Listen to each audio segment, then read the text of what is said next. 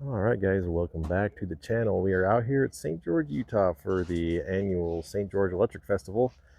It is Wednesday, and we are all showing up here pretty early, but getting ready to do the maiden flight on the YF-17. So the weather is pretty good. I was going to wait until tomorrow morning, but it's nice enough right now that, well, I just can't wait anymore. So we are going to give this puppy a whirl. I have a new wireless microphone so you guys can hear what I'm saying while we're flying. And so we're going to see how that works. But yeah, so if you're new to the channel or seeing this airplane for the first time, this is a Northrop YF-17, not to be confused with the McDonnell Douglas F-18, FA-18, which actually came after the YF-17. So a little backstory, this airplane is actually a Northrop design. McDonnell Douglas had nothing to do with it until the Navy wanted the airplane, and Northrop teamed up with McDonnell Douglas, who had more Navy experience, to convert this airplane into a Navy-capable aircraft. But the original design, as you see it here, was a Northrop airplane. And so if you squint real hard, you'll see that this is essentially a supersized F5 with a lot of upgrades. So that's where its origin started, was with the F5 Tiger, and it grew into a larger, better version. So the legacy of the Hornet started out with the YF-17. So always wanted a model, so we scratch built it. It's got twin 70 fans out of a X-Fly G65.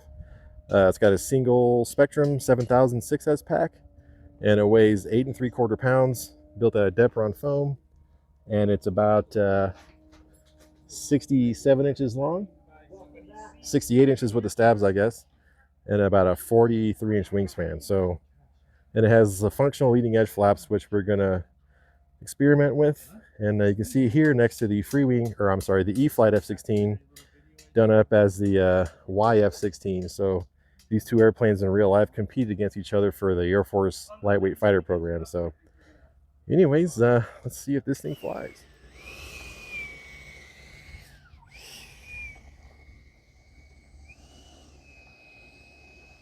Like we're going downhill with the wind we got.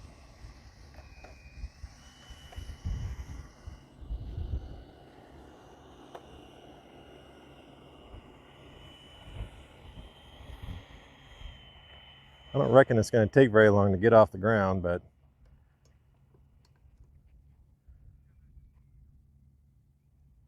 we're going to give ourselves a little extra room here just in case. I kind of wanted to go uphill just in case I had to abort for some reason, because going downhill, it's not going to want to stop. All right. Yes, this is it. Timer start.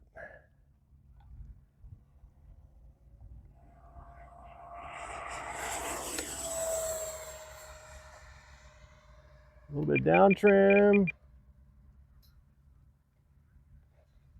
Coming off the power. All right. A little more down trim. A little too much up incidence in the elevators. But we're back at about half throttle. Less than half right now, actually.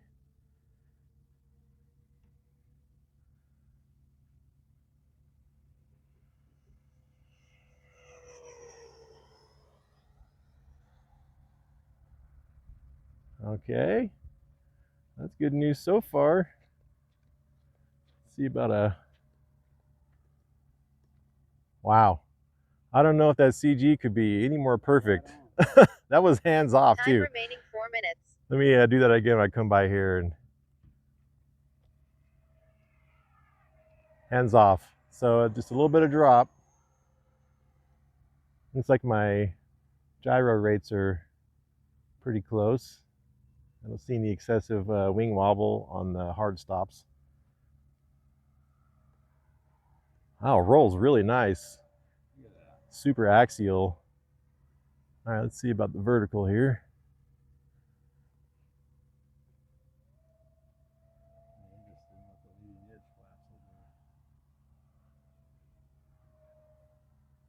Not super impressive, but not terrible.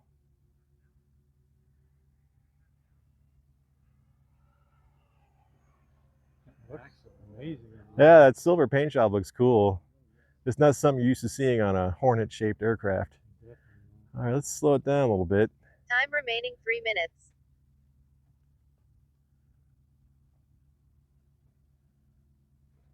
No leading edge. Yeah, no leading edge flap yet. Just kind of feeling it out. I'm gonna try the flaps. So here's the first notch. Ooh, a little too much up mix actually. There's the second notch. Apparently they don't need any up mix because I was pushing pretty hard on that thing. Well, I sure slowed it down though. Holy cow. That's funny because the 18s, it blanks the flaps and you just nosedive. All right, so I'm gonna deploy one notch of leading edge flap here. Here's the first notch. Oh. No major change. A little bit of nose tuck, but Yeah. nothing. I saw the nose go down a little. Just a little bit. Yeah, you can see him down.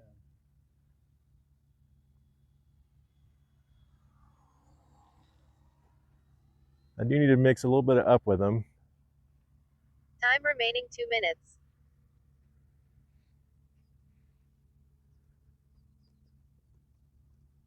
Now I'm going to activate the mix.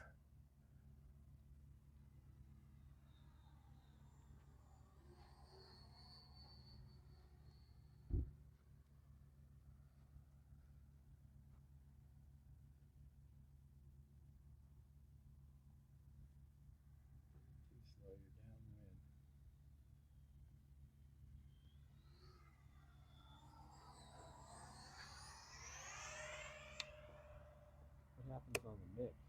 It's flap and? Yeah, well, when I pull up, it gives it more leading edge flap. See about knife edge here a little bit.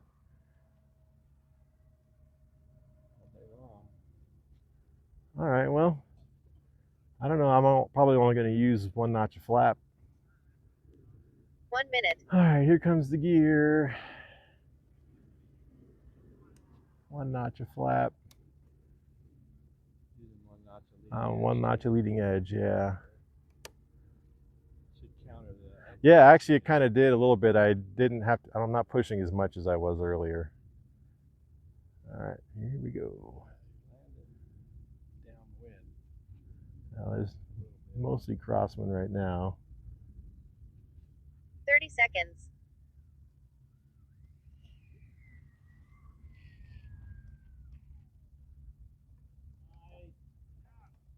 20 seconds. A little bumpy down there. Well, landed good. So I guess we need to experiment with a little bit of mixing with the leading edge flaps with the elevator, and definitely readjust the flap elevator mix as well for the main flaps. Timer expired. They look good. Yeah, at speed it flies very nice. Yeah, it looks like the rolls are really right on axis. Yeah, the low speed stuff's going to take a little bit of some experimenting with, but so that was right at about 5 minutes. So I guess we'll see what we got left in it.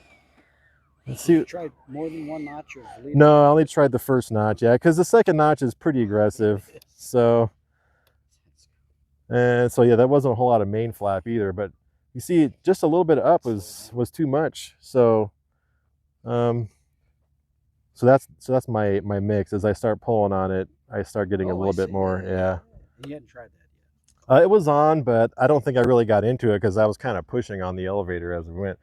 But man, I'll tell you what, the elevator is dang near neutral to the wing, but I think that's because the leading edge extensions have a little bit of positive pitch to them. So, but almost no roll trim, which kind of wild because everything's just eyeballed on this thing. So, eyeballed it right.